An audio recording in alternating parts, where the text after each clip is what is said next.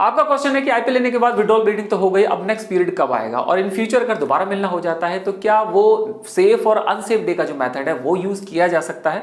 तो देखिए पहला क्वेश्चन आपका ले लेते हैं कि नेक्स्ट पीरियड कब आएगा। तो आईपीएल के इफेक्ट की वजह से कम 2 से 3 महीने तक पीरियड थोड़ा डिस्टर्ब रहते हैं और टाइम पे नहीं आते। तो नेक्स्ट 2 से 3 पीरियड आपके या तो समय से पहले आ सकते हैं या समय से लेट हो सकते हैं। कुछ पीरियड्स में 8 दिन से ज्यादा का भी अंतर आ जाता है, बट इट्स वेरी नॉर्मल क्योंकि आपने आईपीएल का इस्तेमाल किया है तो उसके इफेक्ट की वजह से पीरियड्स में इतने दिनों का अंतर आ जाता है।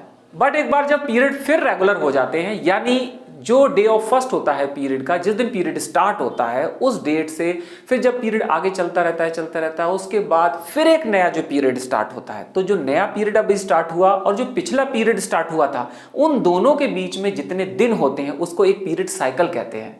तो वो अगर हर महीने फिक्स रहता है, 1-2 दिन का अप एंड डाउन रहता है, तो ये माना जाता है कि हाँ अब आपके पीरियड साइकिल फिक्स हो चुके हैं, टाइम पर आते हैं। तो ऐसे में आप सेफ और अनसेफ डे के मेथड को यूज कर सकते हैं। सेफ और अनसेफ डे के इस मेथड को आप बहुत अच्छे से समझ सकते हैं, जिसको मैंने इस वीडियो में समझाया, जिसमें आप लोगों का क्वेश्चन ये होता है कि बिना किसी कॉन्ट्रासेप्टिव के यूज किए अगर हम मिलें तो कौन से ऐसे दिन होते हैं जिन दिनों मिलने से प्रेगनेंसी नहीं होती। या कुछ कपल्स भी ऐसे होते हैं जो पूछते हैं कौन से ऐसे दिन पूरे पीरियड साइकिल में होते हैं जिन दिनों में मिलने से हम बेबी कंसीव कर सकते हैं। तो उसकी पूरी जानकारी इसी वीडियो में है, इससे आप अच्छे से सीख सकते हैं कि जिससे कि आप एक बेटर फ्यूचर प्लानिंग कर पाए। इसके अलावा आपका एक क्वेश्चन और भी रहता है कि आईपीएल लेने के बाद विड्रॉल ब्लीडिंग हुई और उससे 10 से 15 दिन के बाद फिर फिजिकल कॉन्टैक्ट हो गया और आपने आईपीएल का इस्तेमाल कर लिया, तो क्या फिर प्रेगनेंसी के चांसेस हैं या नहीं। इसको मैं जल्दी ही नेक्स्ट वीडियो में डिस्कस करूंगा। बट ये बहुत जरूरी है कि आईपीएल का सही यूज सबको नहीं पता है। लोग रेगुलर बेसिस पे इस टैबलेट का इस्तेमाल करते हैं जो ठीक नहीं है। इस टैबलेट के भी बहुत सारे साइड इफेक्ट्स होते हैं, इसकी पूरी जानकारी आपको होना जरूरी है, जिसकी सारी जानकारी मैंने इन सारे वीडियोस में दे रखी है।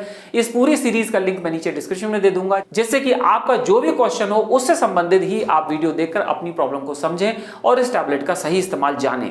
इन वीडियोस को देखने के बाद अगर आपके कोई डाउट्स रहते हैं तो जरूर लिखिए। तो see you in next video and bye bye.